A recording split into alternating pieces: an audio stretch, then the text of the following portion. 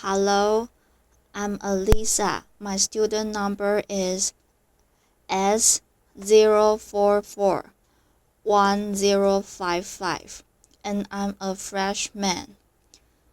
My title is Your Body Language Shapes Who You Are. So I want to start by offering you a free no-tech life hack. And all it requires of you is this, that you change your posture for 2 minutes. But before I give it away, I want to ask you to right now do a little audit of your body and what you are doing with your body. So, how many of you are sort of making yourselves smaller?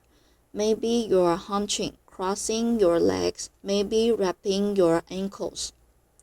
Sometimes we hold onto our arms like this. Sometimes we spread out. I see you. So I want you to pay attention to what you are doing right now. We are going to come back to that in a few minutes, and I'm hoping that if you learn to tweak this a little bit, it could significantly change the way your life unfolds. So we are really fascinated with body language, and we are particularly interested in other people's body language. We're interested in, an awkward interaction or a smile or a contemptuous glance or maybe a very awkward wink or maybe even something like a handshake. Narrator. Here they are arriving at November 10th. This lucky policeman gets to shake hands with the President of the United States. Here comes the Prime Minister. No. Amy Cuddy. So a handshake, or the lack of a handshake, can have us talking for weeks and weeks and weeks. Even the BBC and the New York Times. So obviously, when we think about nonverbal behavior or body language, but we call it nonverbals as social scientists. It's language, so we think about communication. When we think about communication, we think about interactions. So, what is your body language communicating to me? What's mine communicating to you? And there's a lot of reason to believe that this is a valid way to look at this. So, social scientists have spent a lot of time looking at the effects of our body language or other people's body language on judgments, and we make sweeping judgments and inference from body language. And those judgments can predict really meaningful life outcomes like who we hire or promote, who we ask out on a date. For example, Nalini and Betty, a researcher at Tufts University, shows that when people watch 30-second soundless clips of real physician-patient interactions, their judgments of the physician's niceness predict whether or not that physician will be sued. So it doesn't have to do so much with whether or not that physician was incompetent. But do we like that person and how they interacted? Even more dramatic, Alex Todorov at Princeton has shown us that judgments of political candidates' faces in just 1 second predict 70% of U.S. Senate and gubernatorial race outcomes. And even, let's go digital. Emoticons used well in online negotiations can lead you to claim more value from that negotiation. So you use them poorly. Bad idea, right? So when we think of nonverbals, we think of how we judge others, how they judge us, and what the outcomes are. We tend to forget, though, the other audience that's influenced by our nonverbals, and that's ourselves. We are also influenced by our nonverbals, our thoughts and our feelings and our physiology. So, what nonverbals am I talking about? I'm a social psychologist. I study, produce, and I teach at a competitive business school. So it was inevitable that I would become interested in power dynamics. I become especially interested in nonverbal expressions of power and dominance. And what are nonverbal expressions of power and dominance? Well, this is what they are. So in the animal kingdom, they are about expanding. So you make yourself big, you stretch out, you take up space. You are basically opening up. It's about opening up, and this is true across the animal kingdom. It's not just limited to primates, and humans do the same thing.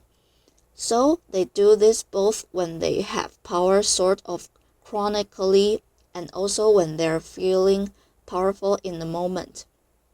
And this one is especially interesting because it really shows us how universal and old these expressions of power are.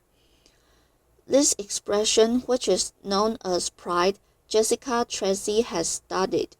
She shows that people who are born with sight and people who are congenitally blind do this when they win at a physical competition. So when they cross the finish line and they've won, it doesn't matter if they've never seen anyone do it. They do this. So the arms up in the V and the chin is slightly lifted. What do we do when we feel powerless? We do exactly the opposite. We close up, we wrap ourselves up, we make ourselves small. We don't want to bump into the person next to us. So again, both animals and humans do the same thing. And this is what happens when you put together high and low power. So what we tend to do when it comes to power is that we complement the other's nonverbals. So if someone is being really powerful with us, we tend to make ourselves smaller. We don't mirror them. We do the opposite of them. So I'm watching this behavior in a classroom, and what do I notice? I notice that MBA students really exhibit the full range of power nonverbals. So you have people who are like caricatures of alphas, really coming into the room. They get right into the middle of the room before class event starts, like they really want to occupy space.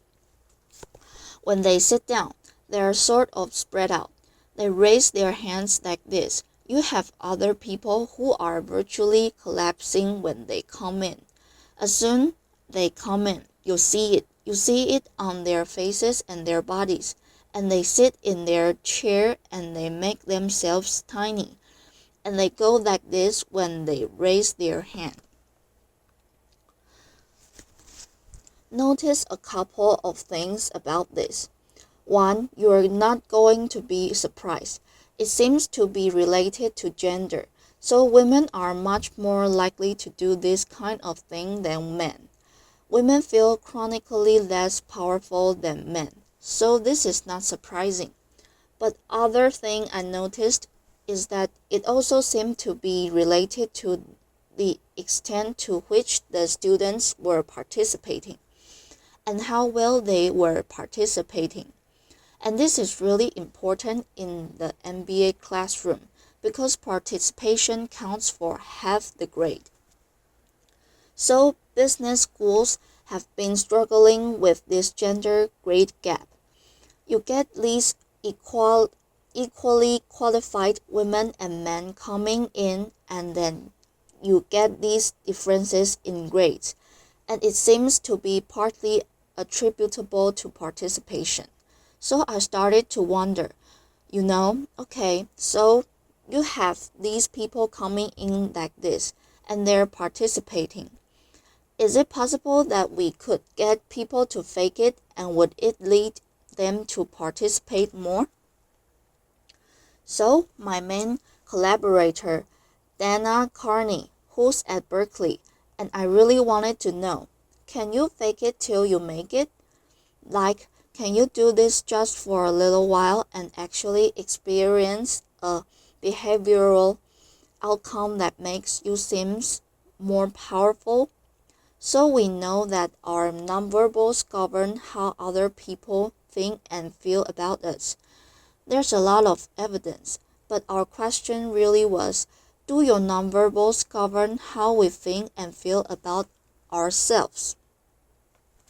There's some evidence that they do. So, for example, we smile when we feel happy, but also when we are forced to smile by holding a pen in our teeth like this, it makes us feel happy. So it goes both ways. When it comes to power, it also goes both ways. So when you feel powerful, you are more likely to do this, but it's also possible that when you pretend to be powerful, you are more likely to actually feel powerful. So the second question really was, so we know that our minds change our bodies, but is it also true that our bodies change our minds? And when I say minds, in the case of the powerful, what am I talking about? So I'm talking about thoughts and feelings and the sorts of physiological things that make up our thoughts and feelings. And in my case, that's hormones. I look at hormones, so what do the minds of the powerful versus the powerless look like? So, powerful people tend to be, not surprisingly, more assertive and more confident, more optimistic. They actually feel they are going to win even at games of chance. They also tend to be able to think more abstractly. So there are a lot of differences. They take more risks. There are a lot of differences between powerful and powerless people. Physiologically, there also are differences on two key hormones. Testosterone, which is the dominance hormone, and cortisol, which is the stress hormone. So what we find is that high-power alpha males in primate hierarchies have high testosterone and low cortisol, and powerful and effective leaders also have high testosterone and low cortisol. So what does that mean? When you think about power, people tended to think only about testosterone because that was about dominance. But really, power is also about how you react to stress. So do you want the high power leader that's dominant, high on testosterone but really stress reactive? Probably not, right? You want the person who's powerful and assertive and dominant, but not very stress reactive, the person who's laid back.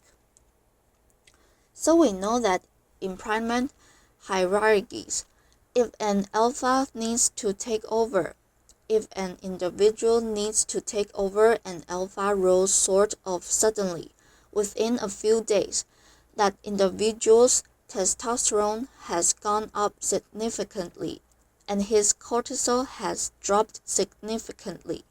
So we have this evidence, both that the body can shape the mind, at least at the facial level, and also that role changes can shape the mind. So what happens? Okay, you take a role change. What happens if you do that at a really minimal level, like this tiny manipulation, this tiny intervention? For 2 minutes, you say, I want you to stand like this, and it's going to make you feel more powerful. So this is what we did. We decided to bring people into the lab and run a little experiment. And these people adopt for 2 minutes, either high power poses or low power poses. And I'm just going to show you 5 of the poses, although they took on only 2. So here's one, a couple more. This one has been dubbed the Wonder Woman by the media. Here are a couple more. So you can be standing or you can be sitting. And here are the low power poses. So you are folding up. You are making yourself small. This one is very low power. When you are touching your neck, you're really protecting yourself. So this is what happens. They come in, they spit into a vial. For 2 minutes, we say you need to do this or this. They don't look at pictures of the poses. We don't want to prime them with a concept of power. We want them to be feeling power. So 2 minutes they do this. When then ask them, how powerful do you feel? On a series of items, and then we give them an opportunity to gamble. And then we take another saliva sample. That's it. That's the whole experiment. So this is what we find. Risk tolerance, which is the gambling. We find that when you are in the high power pose condition, 86% of you will gamble. When you're in a low power pose condition, only 60%, and that's a whopping significant difference. Here's what we find on testosterone from their baseline.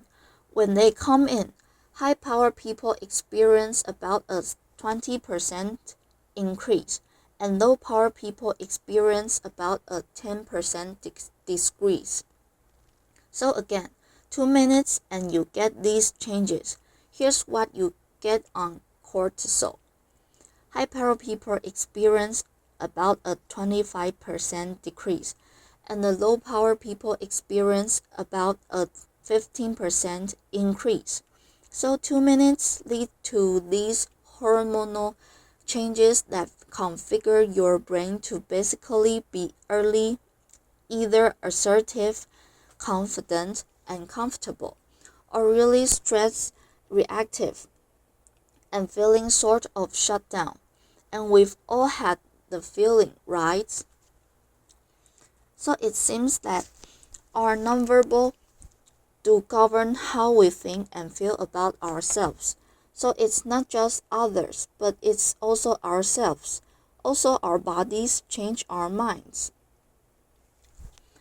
But the next question, of course, is, can power posing for a few minutes really change our life in meaningful ways? This is in the depth. It's this little task. It's just a couple of minutes. Where can you actually apply this? Which we care about, of course. And so we think where you want to use this is evaluative situations, like social threat situations. Where are you being evaluated? Either by your friends. For teenagers, it's at the lunchroom table. For some people, it's speaking at a school board meeting. It might be giving a pitch or giving a talk like this or doing a job interview. We decided that the one that most people could relate to, because most people have been through, was the job interview. So we published these findings and the media are all over it. And they say, okay, so this is what you do when you go in for the job interview, right? So we were of course horrified and said, oh my God, no, this is not what we meant at all. For numerous reasons, no, don't do that. Again, this is not about you talking to other people. It's you talking to yourself. What do you do before you go into a job interview? You do this. You're sitting down, you're looking at your iPhone or your Android not trying to leave anyone out. You are looking at your notes. You are hunching up, making yourself small, when really what you should be doing maybe is this, like in a bathroom, right? Do that. Find 2 minutes. So that's what we want to test. Okay, so we bring people into a lab and they do either high or low power poses again. They go through a very stressful job interview. It's 5 minutes long. They are being recorded. They are being judged also, and the judges are trained to give no nonverbal feedback. So they look like this. Imagine this is the person interviewing you. So for 5 minutes, nothing, and this is worse than being heckled. People hate this. It's what Marine that friends calls standing in social quicksand.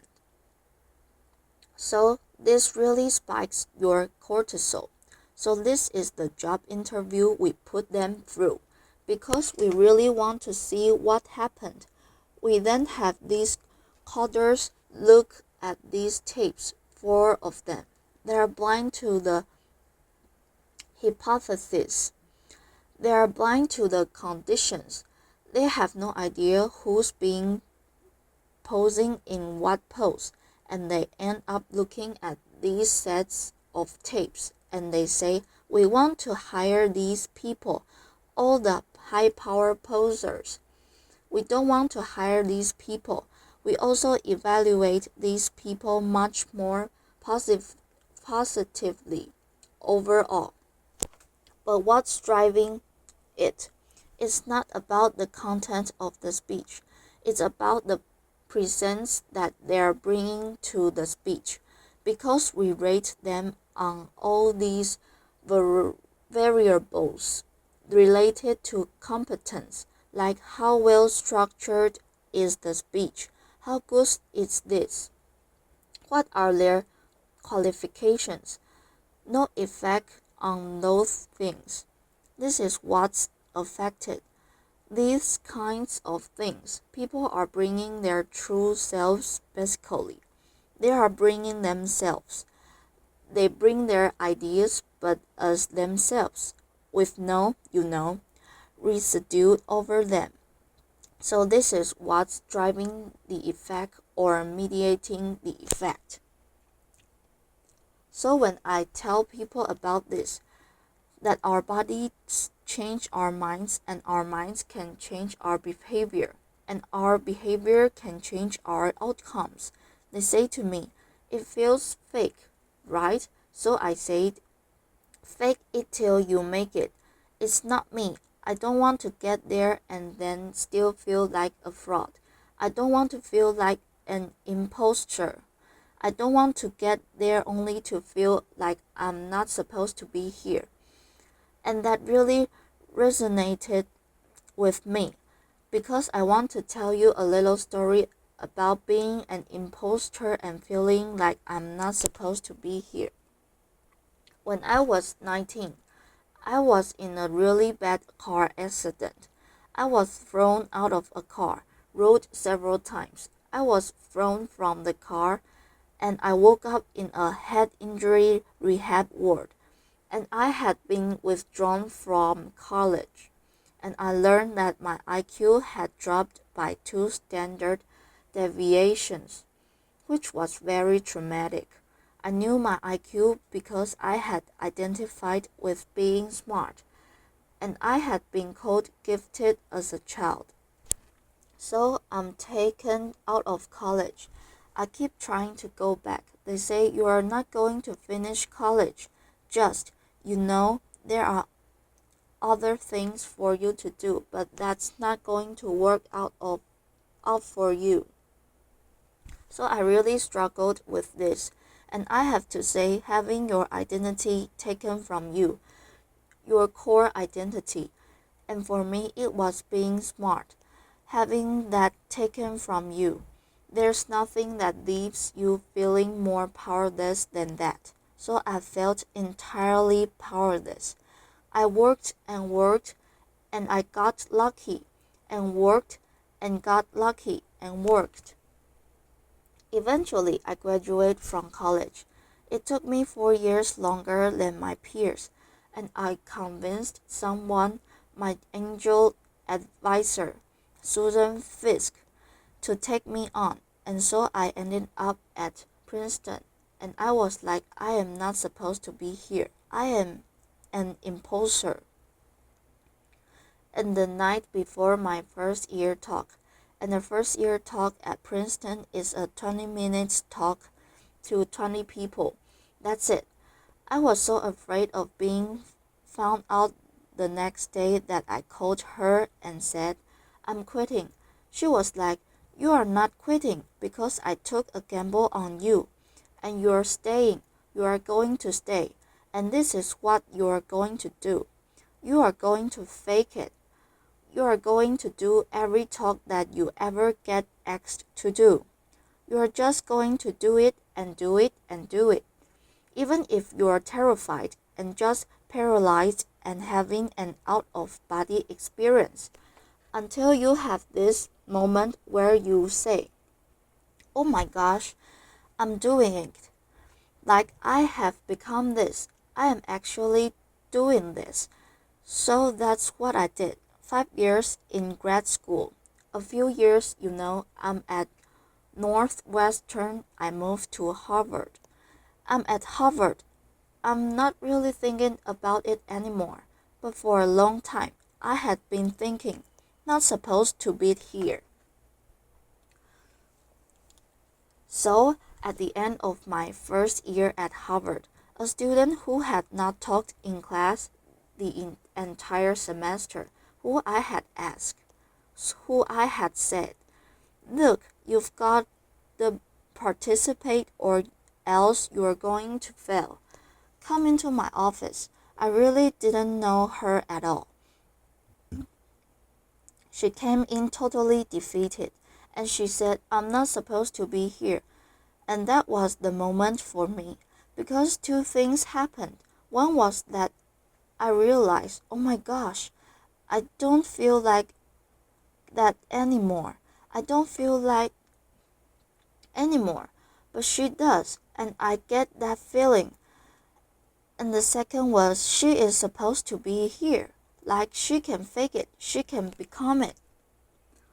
So I was like, yes, you are. You are supposed to be here. And tomorrow you are going to fake it. You are going to make yourself powerful. And you are going to go into the classroom and you are going to give the best comment ever, And she gave the best comment ever, and people turned around and were like, oh my God, I didn't even notice her sitting here. She comes back to me months later, and I realized that she had not just faked it till she made it. She had actually faked it till she became it. So she had changed. And so I want to say to you, don't fake it till you make it. Fake it till you become it. Do it enough until you actually become it and internalize. The last thing I'm going to leave you with is this. Tiny tweaks can lead to big changes. So this is 2 minutes. 2 minutes, 2 minutes, 2 minutes. Before you go into the next stressful evaluative situation, for 2 minutes, try doing this in an elevator, in a bathroom stall, at your desk, behind closed doors. That's what you want to do. Configure your brain to cope the best in that situation. Get your testosterone up. Get your cortisol down. Don't leave that situation feeling like, oh, I didn't show them who I am. Leave that situation feeling like, I really feel like I got to say who I am and show who I am. So, I want to ask you first, You know both to try power posing, and also I want to ask you to share the science because this is simple. I don't have ego involved in this. Give it away. Share it with people because the people who can use it the most are the ones who with no resources and no technology and no status and no power. Give it to them because they can do it in private. They need their bodies, privacy, and 2 minutes, and it can significantly change the outcomes of their lives. Thank you.